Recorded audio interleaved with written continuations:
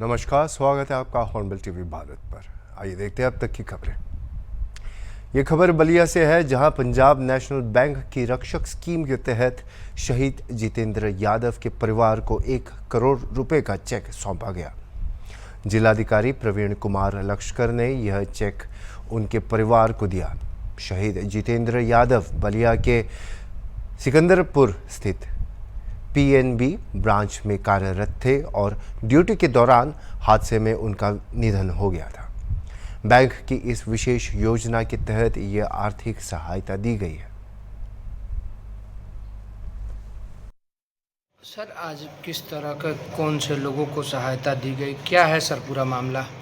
देखिए, हमारे यहाँ जनपद बलिया के एक लांस नायक थे श्री जितेंद्र जी, और वो जम्मू कश्मीर में कार्यरत थे और उनका पीएनबी बैंक में अकाउंट था। तो पीएनबी बैंक में पीएनबी रक्षक योजना चलती है और वो उसमें कवर थे। तो जब उनकी जम्मू कश्मीर में दुर्घटना में उनकी डेथ हुई तो पीएनबी बैंक द्वारा उनको 1 करोड़ रुपए की सहायता राशि दी गई है और ये चेक उनकी माता तारा देवी और उनके परिवार को मेरे द्वारा दिया गया। समाजवादी पार्टी के अध्यक्ष अखिलेश यादव ने मुलायम सिंह यूथ ब्रिगेड के साथ अहम बैठक की, जहां उन्होंने पीडीएस संकल्प दिलाते हुए युवाओं से गांव-गांव जाकर बीजेपी के प्रोपेगेंडा का जवाब देने और बेरोजगारी जैसे मुद्दों को उठाने की अपील की है। आइए देखते हैं उन्होंने क्या क्या बातें साझा की हैं। यहाँ पर एक पीडीएस संकल्प भी लिया गया है। वो मैं अध्यक्ष जी से कहूंगा कि हमारी कुछ बिंदु खत्म हो जाए, उसका अध्यक्ष जी पीडीएस संकल्प जो हम लोगों ने दिलाया है अपने यूथ ब्रिगेड के साथियों को, ये गांव-गांव जाकर के, गली मोहल्लों में जाकर के, जहां भी पीडीए पंचायत करें या जहां भी कार्यक्रम हो, कोशिश कर करके पीडीएस संकल्प भी उन साथियों को दिलाएं, जिससे कि आने वाले समय में जो भारतीय जनता पार्टी की सरकार है लगातार प्रोपेगेंडा पे काम कर रही है, इसलिए हमें जहां पीडीएस संकल्प दिलाना है वहीं ये भी याद रखना है कि हमारे मुद्दे आज भी बेरोजगारी के हैं। जिस तरीके से नौकरियां घट रही हैं, नौकरियों के अवसर खत्म हो रहे हैं, योग्यता के अनुसार काम नहीं मिल रहा है, सम्मानजनक रोजगार नहीं दे पा रही सरकार, जिन पे डिग्रियां हैं, जिन पे अच्छे प्रोफेशनल कोर्सेज की डिग्रियां हैं, उन्हें डिलीवरी बॉय बना दिया है, तो सम्मानजनक नौकरी भी नहीं दे पा रही। जहां संविधान को समय समय पर सरकार के लोग मिलकर के संविधान के अधिकार नहीं दे रहे हैं, वहीं आरक्षण की पे भी खिलवाड़ हो रही है। नौकरियां नहीं देने का मकसद है सीधा सीधा आरक्षण न देना। शिक्षा में राजनीतिक हस्तक्षेप बहुत बढ़ा दिया है इन्होंने। जो अपॉइंटमेंट्स हैं उसमें राजनीतिक हस्तक्षेप बढ़ा है और एक रंगी हस्तक्षेप ज्यादा हुआ है।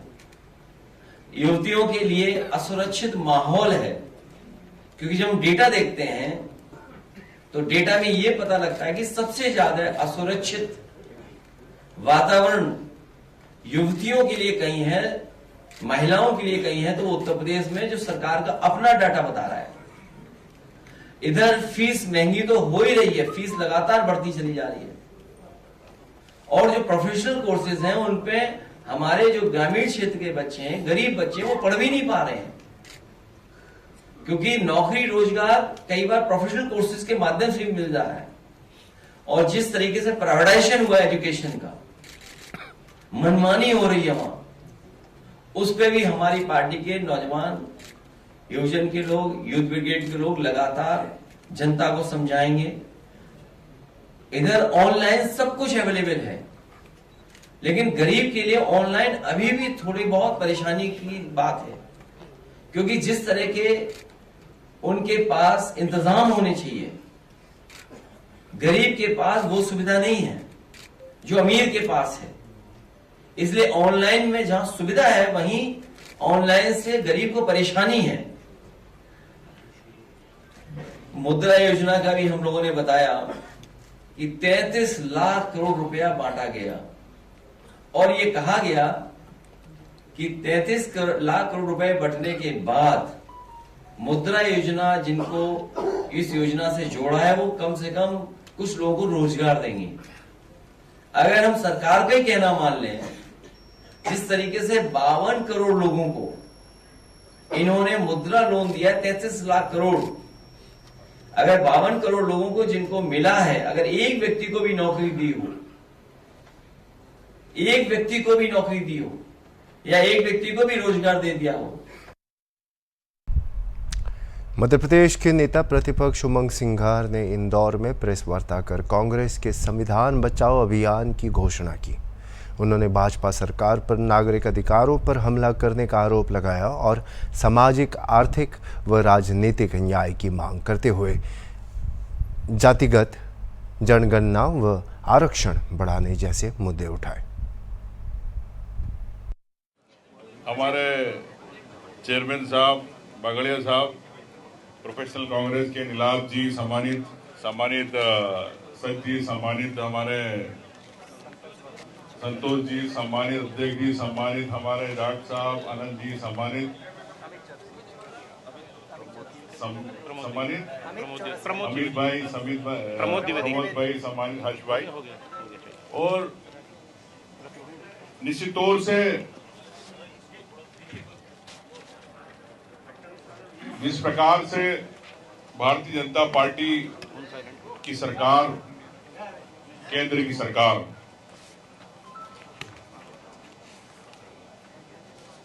एक देश को एक नए रूप से पेश कर रही है। देश में कई समस्याएं हैं, युवाओं की, किसानों की, एक नागरिक के अधिकारों की, महंगाई की, महिला अत्याचार की, दलित अत्याचार की, आदिवासियों की जमीनों पर कब्जे, जंगल की जमीनें कम हो रही, बड़े व्यापारी देश के चुनिंदा उनके हाथ में पैसा जा रहा है। ये संविधान रैली 28 को जो ग्वालियर में रखी गई है, मैं इसमें कहना चाहता हूं कि ये एक नागरिक के अधिकार की रैली है, एक जन अधिकार रैली है, जो हमें संविधान में अधिकार मिले। और बीजेपी बार बार एक ही बात कहती है, अरे तो आरक्षण की बात करते, दलित और आदिवासियों की बात करते, इसलिए संविधान की बात करते। लेकिन संविधान रैली का मतलब यह है कि हर व्यक्ति का, देश के नागरिक के हर अधिकार की बात है। जो दबा जा रहा, कुचला जा रहा है, मैं समझता हूं कि लोकतंत्र के मूल सिद्धांतों को चुनौती दी जा रही है।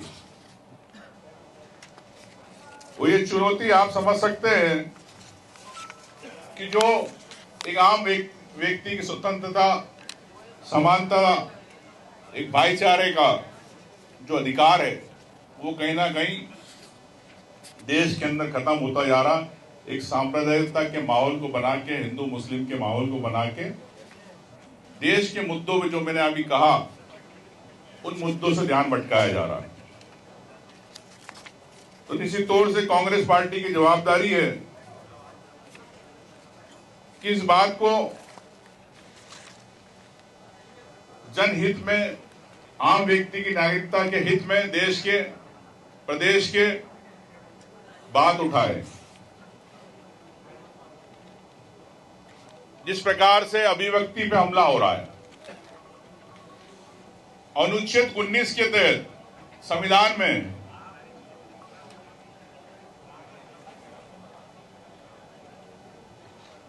एक अधिकार है कि हर व्यक्ति अपनी अभिव्यक्ति कर सकता है। लेकिन आप देखते हैं जिस प्रकार से सोशल मीडिया पर अगर किसी ने आलोचना कर दी सरकार की, तो उस पर केस दर्ज हो जाता, देशद्रोह लग जाता, आईटी एक्ट लग जाता, कानूनों का दुरुपयोग माना जाता। मतलब अगर कोई व्यक्ति अगर अपनी बात जनहित में कहना चाहता, देश हित में कहना चाहता, प्रदेश हित में कहना चाहता, तो उसको रोक दिया जाता है कानूनों की आड़ में तानाशाही करके।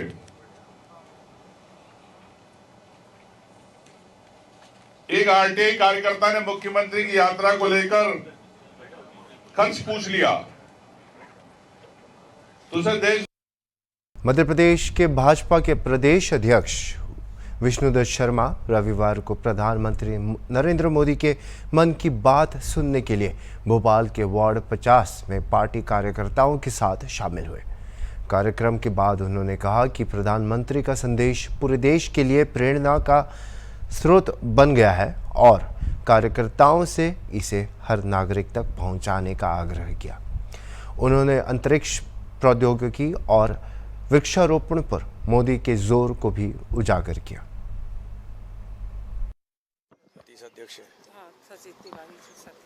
आज प्रधानमंत्री जी के मन की बात के कार्यक्रम में शाहपुरा मंडल के बूथ क्रमांक 200 पर मुझे मन की बात सुनने का अवसर मिला।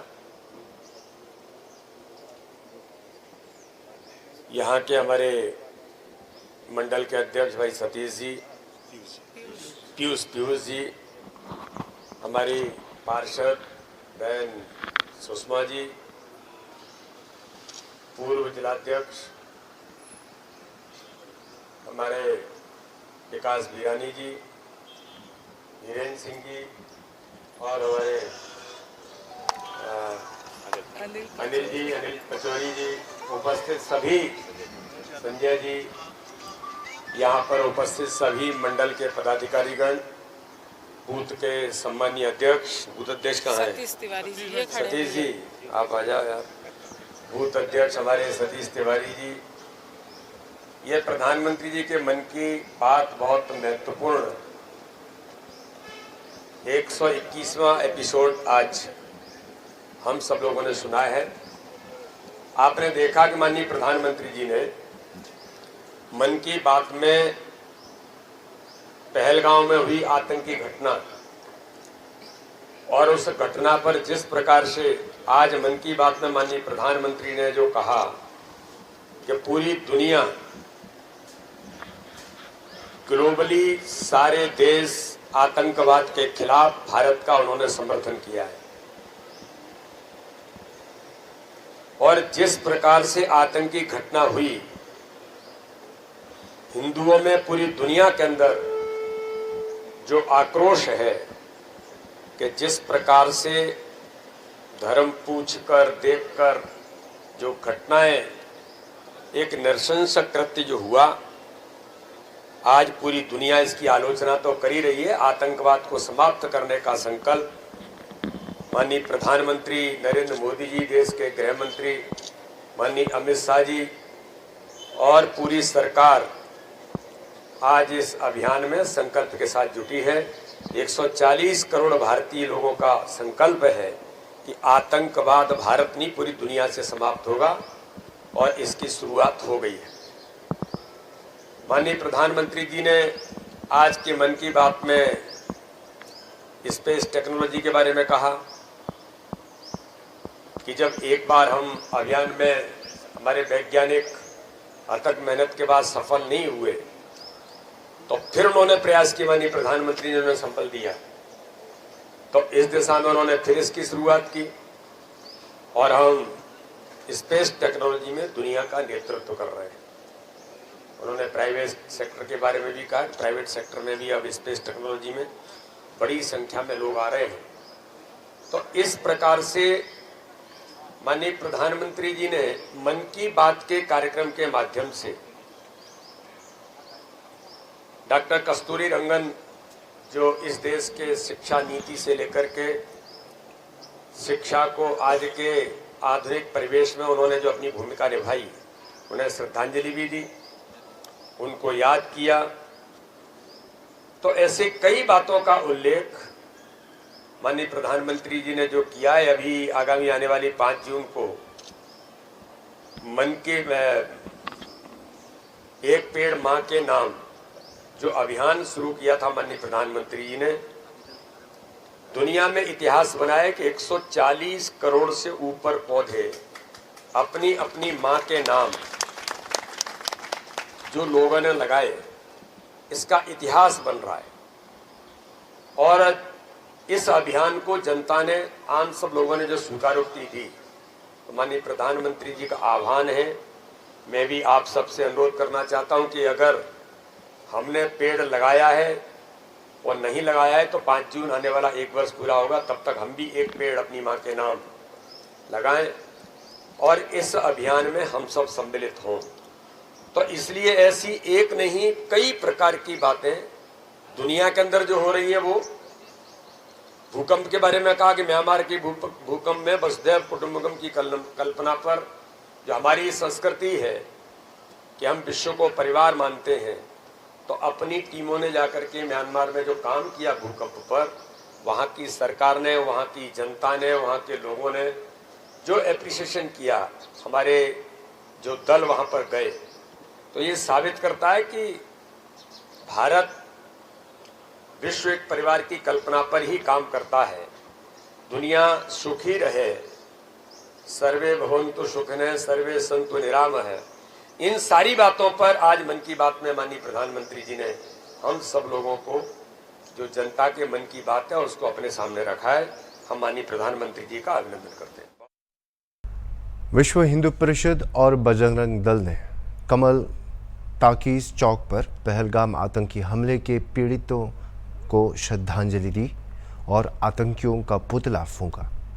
हिंदुओं का धर्म पूछकर उनकी हत्या किए जाने से आक्रोशित लोगों ने आतंकवाद और पाकिस्तान के खिलाफ नारे लगाए और सरकार से सख्त कार्रवाई और कड़ा जवाब देने की मांग भी की।